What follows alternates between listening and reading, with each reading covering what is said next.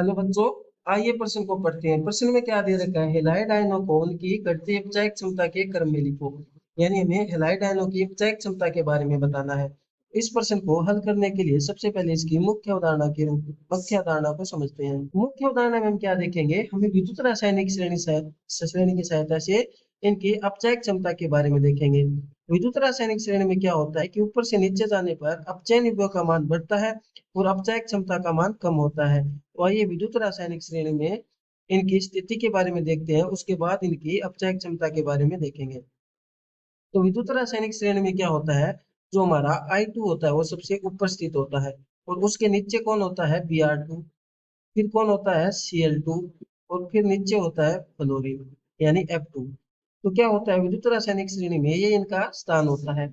अब क्या देखते हैं विद्युत रासायनिक श्रेणी में? जैसे हम ऊपर से नीचे की तरफ जाते हैं, यानी ऊपर से नीचे की तरफ जाने पर अपचयन विभव का मान बढ़ता है। अपचयन विभव का मान बढ़ता है तो इनकी अपचायक क्षमता क्या होती है? कम होती है। अपचायक क्षमता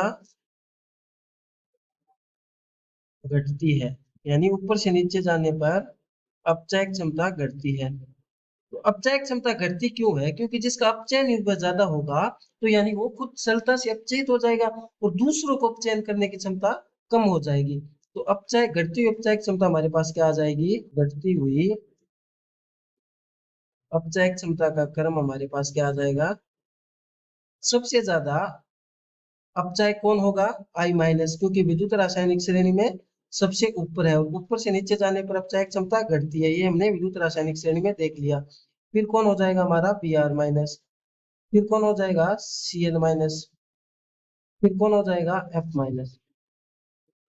ये इनकी अपचायक क्षमता का घटता हुआ क्रम है। यानी घटती हुई अपचायक क्षमता क्या होगी? घटती हुई अपचायक क्षमता हमारे पास होगी सबसे ज्यादा I माइनस, फिर Br माइनस, फिर Cl माइनस, फिर F माइनस। यही हमारे प्रश्न का उत्तर है कि घटती हुई अपचायक क्षमता बताइए। तो घटती हुई अपचायक क्षमता हमने देख ली है। आशा करता हूँ आपको इसका हल समझ में आया होगा। धन्यवाद।